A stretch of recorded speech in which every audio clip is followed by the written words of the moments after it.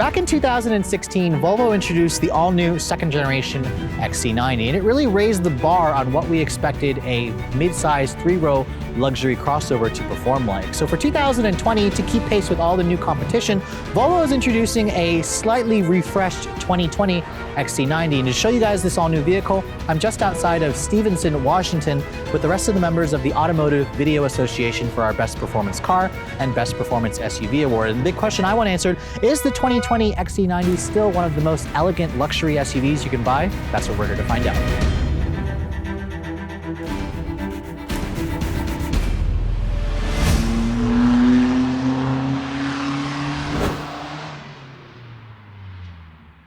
So usually when I talk about a refreshed vehicle, you can look at the car and really see the differences that a manufacturer has made. And I have to admit, when I first saw the 2020 XC90, I thought I was looking at the still very handsome looking 2016 model, because honestly, Volvo made so little changes to the car, I wonder why they even bother calling this a refresh. If you squint at it very hard, or if you own the old model, you'll notice the biggest change is actually the grille.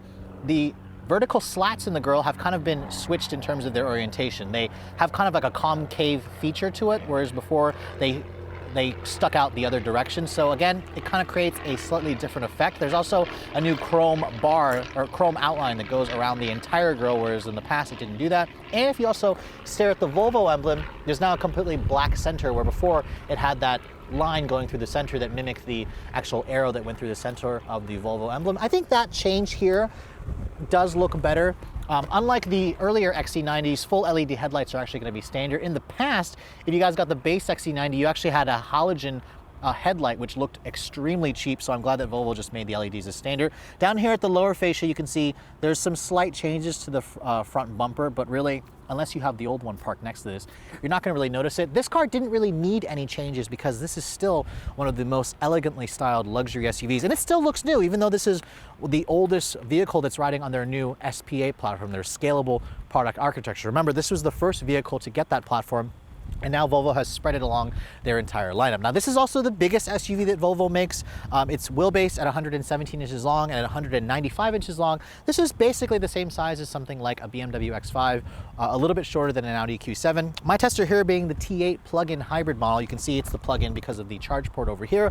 Rides on these optional 21-inch wheels wearing massive 275 width tires. Now, a 19-inch wheel will be standard, and then you can option up all the way up to a 22-inch wheel, which is like a $4,000 accessory. This car also comes with an air suspension. Right now I have it jacked up in its off-road mode. In its off-road mode, it's going to give you a right around 9 inches of ground clearance, but with these big fat tires, I imagine most of you probably won't be taking this off-road. This is really a good mode if you're planning to maybe jump up a curb or drive onto some gravel or drive onto maybe some dirt roads. But overall, I think the XC90 still looks incredibly handsome. I especially love it with this color. I also like the wheel options, and it has a very traditional SUV shape, which is good. This is what you expect in a family crossover. Now, looking at the rear of the vehicle, you can see, again, the changes are so subtle. It doesn't look any different to me, which is fine because you still have the traditional Volvo styling elements here with the full LED taillights. You've got the T8 badge over here, the inscription badge, and then apparently down here I was told that the rear bumper looks a little bit different. I don't really see the difference, so let me know in the comments below if you think it actually does look different. To me, it just looks the same, which is good because this is still a very handsome looking vehicle. Now, opening up the trunk capacity, as you can see, a power liftgate is standard, and unlike some of the competitors which have like the split tailgate, I'm surprised Volvo actually didn't do that for this new generation. But with the cargo, with all the seats up, you're looking at around 12.5 cubic feet of space, which is less than what you're going to get from the competition. If you want to fold down these seats over here, there's something over there, so I'm not gonna be able to fold that port. You're gonna get around 40 cubic feet of space, and then if you fold down all the seats entirely, Volvo says you get around 85.7 cubic feet of space, which is very competitive for the segment, very useful amount of cargo space. So Volvo set the bar pretty high with the interior of the XC90 about 4 years ago. So let's hop into the 2020 model and see some of the changes they've made and see if this is still one of the best interiors you can get. Now, first things first, here's the key fob for the vehicle.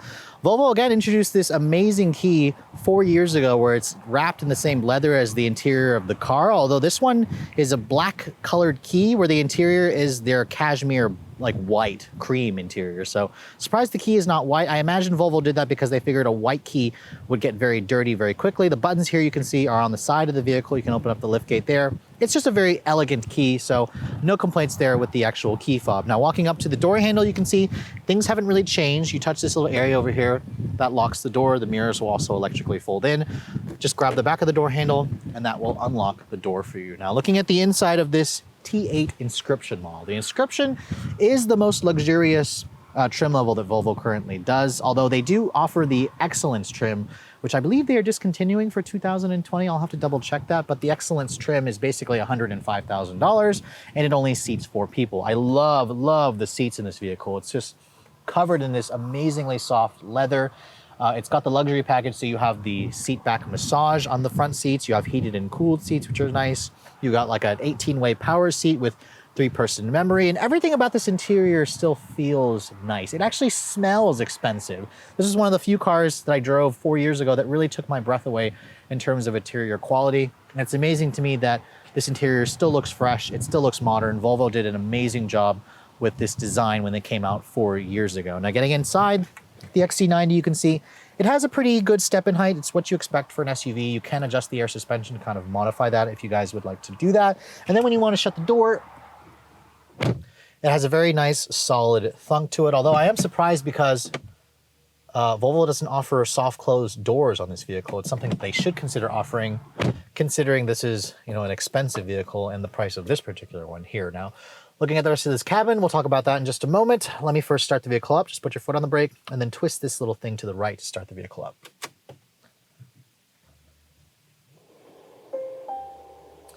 And because this is the T8 model, there is no traditional starter noise because it doesn't have an actual engine that starts up all the time. Instead, it turns on the electric motors and the vehicle is ready to drive whenever it says ready over there. Now, looking at the rest of this cabin, Volvo didn't make any changes to it for 2020 in terms of the design. It didn't really need any. You still have the 9-inch Sensus Connect infotainment system. Volvo was one of the first to do Apple CarPlay in this kind of arrangement where you didn't actually take up the entire screen and you've got all these different, you know, buckets over here. And there's like a home screen over there, kind of like a smartphone. The leather on the dashboard is amazing. There's just real soft leather with genuine stitching on the dashboard here. You've got these driftwood inlays all over the interior. The lower part over here is also soft touch, but it's not actually leather wrapped, which would be nice. There is genuine leather over here on the actual center console with more of that, those driftwood inlays over here all over this. This to me is just classy. It's just elegant. It looks really expensive. The door panels have more of that beautiful soft leather, more of that wood. The Bowers & Wilkins sound system in this car for $3,000 sounds amazing. It's basically on par with what you're going to get from Burmester, from Bang & Olufsen. Over here, it's also soft touch. There's a good little grab handle over here to close the door. And then all the windows, they're one-touch automatic up-down. It's what I expected in this segment. I wouldn't expect anything less. Down here, it is not stitched in leather. I think it should be for the price, but it is a soft touch injection molded plastic with a little bit more in terms of storage. The one feature that Volvo, for some reason, has been refusing to offer is a power tilt and telescoping steering wheel. I don't understand why Volvo doesn't offer that feature. I think they should, considering the price. I was in an Explorer that was 20 grand cheaper than this, and it has a power tilt telescoping steering wheel. So come on, Volvo, get with the program and add that. Now, this 12-inch digital display here did become standard for 2020. Previously, that was optional. Same with the LED headlights. That used to be an option. Now they are standard across all of the Volvo XC90 trim levels. Now, coming over here, you can see the dash design is a little bit different than what you're going to see in the XC60. Remember, this is the first interior to show that. And this infotainment system, the Sensus Connect, has definitely been updated over the years. Volvo has improved the processing speed. They've improved it so it doesn't lag as much. They've improved it so it doesn't freeze all the time. And you definitely notice it. At startup, I did notice that it is a little bit slow, but most new systems are. Remember, think of this as a computer. But it's just incredibly fast. It looks beautiful. When you pull up the actual GPS in this car, the GPS over here you see can take up the entire screen. This to me looks great. I mean, this is not, maybe not as nice as like Audi Google Earths, but you can see it's got software updates that this thing will push through whenever they're available. But they've really improved the speed of this, which is definitely nice. And if you want to adjust the memory, the massaging seats, you kind of have to go over there and do that. And you can see Volvo offers several different intensities, different speeds, different programs.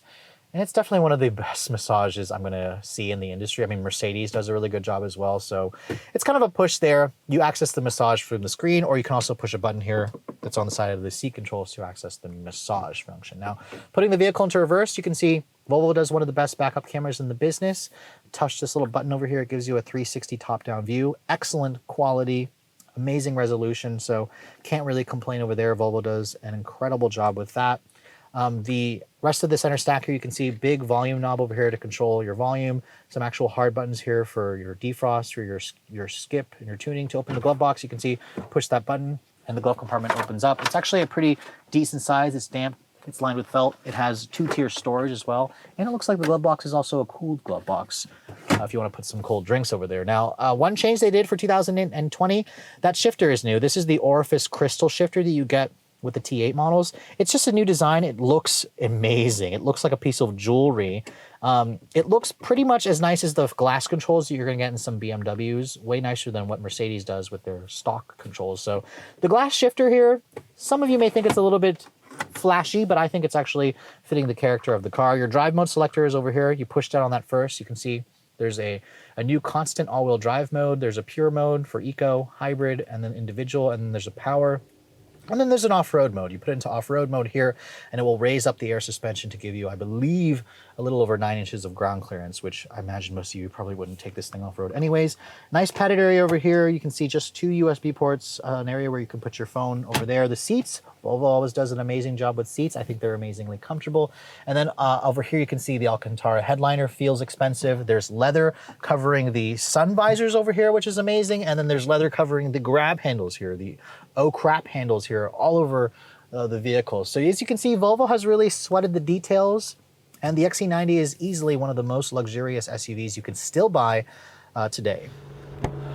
So getting into the second row of the XC90, this vehicle had a lot of space when it came out 4 years ago, and as you can see, getting back here 4 years later, there is still a crap ton of space back here in the second row. The seats also are adjustable. You can move them forward and back. You can adjust the recline, and they also have, there's no armrest here. What? There's no armrest here. What? Okay. And surprisingly, there is no armrest here, which I was expecting there to be an armrest. There is a center console that you can get here, but for 2020, Volvo is offering this entirely clear area here because they claimed a lot of US customers wanted a little bit more accessibility to get into the third row, but I feel like this vehicle is missing an armrest. It should have one. Now, in terms of the space, Volvo says you get around 37 inches of legroom back here, which is a little bit less than some of the competition. Some of them offer almost 40 cubic feet of actual space. But in terms of features, you can see there is your own set of climate controls. It's got a 4-zone climate control system, heated rear seats back here as well, vents everywhere. You have your own little manual sunshades over here to block out some light. And you've got all the fancy, expensive materials like this Alcantara headliner, the driftwood inlays, the real wood. You've got 2 map pockets here. So this is a really nice place to spend time. And honestly, most people will probably end up sitting back here or preferring to sit back here instead of the front row. But let me hop into the third row and test out the space and see if it's still competitive. So it has been a few years since I've gotten into the third row of an XC90, and after driving the new X7, the GLS, let me see how this one compares. Now, getting back here is pretty simple. There is a lever here on the top portion of the captain's chairs. Just pull that lever, and you can see here it's not actually hydraulically assisted. You have to completely move the seat forward entirely, but as you can see, it does reveal a pretty good opening to get back here, and it only seats 2 back here. So this is either a 6-passenger configuration like this or a 7-passenger. There is no 8-passenger version. Now, getting back here, let me get back here to show you guys what it's like. Now, I do remember this third row being very cavernous for what it is, especially considering this is considerably smaller than the GLS and the X7. Obviously, I do think that the German competitors offer more space, but this feels more spacious than obviously the Acura MDX or the Lexus RX 350L or the last Infiniti QX60 that I drove. So overall, this is still a very usable space. The seats themselves, I kind of feel like they're almost like jump seats. I don't know why there's no area over here. They could have probably fit a middle seat over here, so I don't know why the luxury brands don't do that. Now, in terms of features, you do have rear seat vents over here. There's a little bit of storage. There's a cup holder over here on this side as well, but no USB charging, which surprised me. You do have some LED lighting. The pano sunroof doesn't even come all the way farther back here. So in a pinch, if you're going to put, average size adults or shorter adults like myself, this will work. But if your people are getting back here over 6 feet, this is going to be a tight area. So when this car came out 4 years ago, it introduced an entirely new engine family here for Volvo. And as you can see, for 2020, things haven't really changed. You're gonna basically start at the base end, which is a T5. All of them will have 2-liter 4-cylinder engines. The T5 is turbocharged, the T6 is turbocharged and supercharged, and this T8 model that I'm showing you is turbocharged, supercharged, and electrified. That's right, it's got 3 different forms of boost, basically. Basically what you need to know, 400 horsepower and 472 pound-feet of torque. Now on its own, the gas engine makes like 313 horsepower. It's got an 87 horsepower electric motor. Now for 2020, Volvo did update the battery pack for this plug-in hybrid model. It now has an 11.6 kilowatt hour battery, which means you get around 18 miles of range, electric only range, which is about, it's like 2 kilowatt hours bigger than what this car had back in 2016.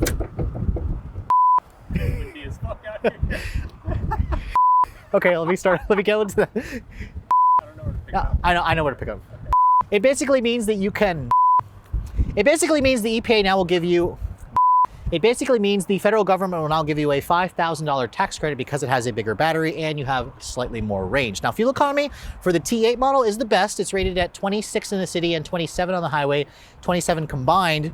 And this T8 model will be using an 8-speed automatic transmission, so you don't have to deal with a CVT. All XC90s will basically use an 8-speed automatic. Now, as this one sits, it is very heavy.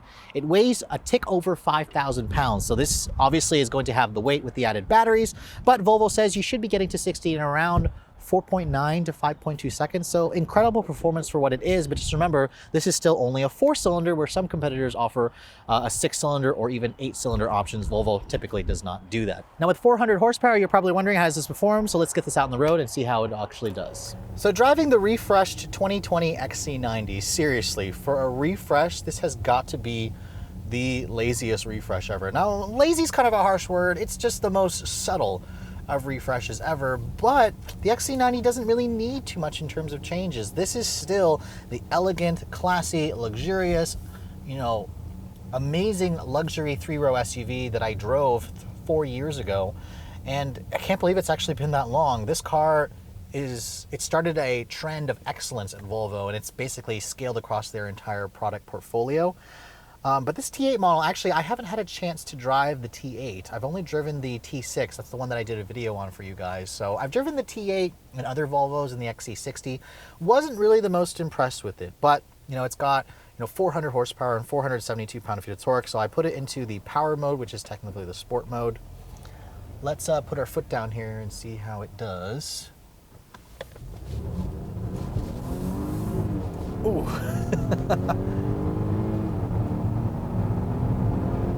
Wow, this thing is fast. You can literally feel all the forms of boost that this car is offering. It's turbocharged, it's supercharged, it's electrified.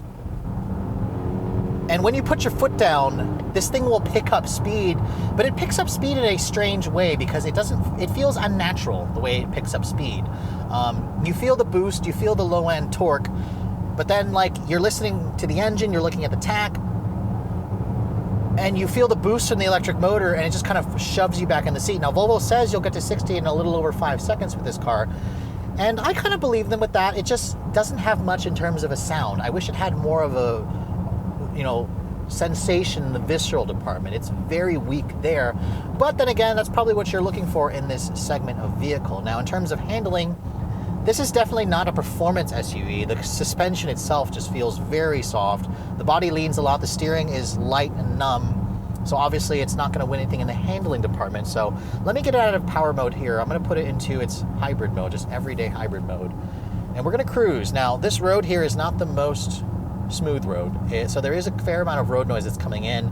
The ride quality here feels good. It's not the cushiest ride quality. The last X7 that I drove had a better ride quality, but some would argue that this competes more with an X5, not necessarily an X7. It's not as big as the X7 or the GLS. The visibility in here is also good. Very thin pillar here, good side mirrors, all the Volvo safety stuff is here, although their driver assistance tech, the adaptive cruise control, while it does work well, it's got their traffic jam pilot, it doesn't actually change lanes for you. I think Volvo, it's time for them to kind of update their driver assistance tech to kind of get a little bit closer to level 3 autonomy in this thing. I think it's kind of important that they do update that in general. Now, in terms of the seats, I think they're also very comfortable. I'm sitting here getting a massage. It's amazing. It feels really good. The smell in here is good. It smells expensive. I really love the way new Volvos smell. but really it just doesn't do much to stir my soul, which is fine. That's not really what you're looking for. This reminds me a lot of the last Mercedes-Benz GLS. The X7 really has just raised the bar for me in terms of driving performance, especially when you guys go for the V8. It's just incredibly quick with the V8 engine. I want to do a little bit, another launch control over here. We're going to try to brake torque it a little bit. When you go into power, it actually will go into attack. And the suspension actually does lower when you do put it into the power mode to kind of give this thing a little bit more of a stiffer suspension.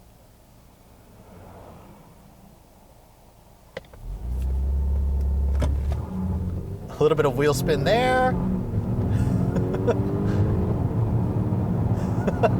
It's fast. Don't get me wrong. This is a fast SUV, but I just wish it had more noise. It's a little bit it's too quiet. I just want it to be more noise. So Volvo, I think it's time that you do a Polestar engineered version, and you need to do something with the T8. Get rid of the 4-cylinder in this thing and give me back a 6-cylinder. A turbocharged, a twin turbocharged 6-cylinder would do wonders for this thing. Get us close to 500 horsepower, because I haven't driven the new Lincoln Aviator GT with nearly 500 horsepower and like 630 foot-pounds of torque. That to me is definitely going to raise the bar. I think Lincoln says you can get to 60 in 4.5 seconds, and you're essentially going to pay the same $80,000 that this one is charging you for the Lincoln. So until I drive that, this is still one of the best plug-in hybrids that you can buy, but I do know that Volvo does need to start, improving things here and there, and really it's just the sound experience. This thing needs a little bit more in terms of noise. So when the all-new XC90 came out back in 2016, it was such an impressive vehicle that it's pretty easy to see why Volvo made such little changes to this car. It really only needed some small incremental improvements to keep it competitive. And after spending the day driving the 2020 version, basically everything that I loved about the 2016 version is intact. I like the fact that they've expanded the battery capacity so you have a little bit more range.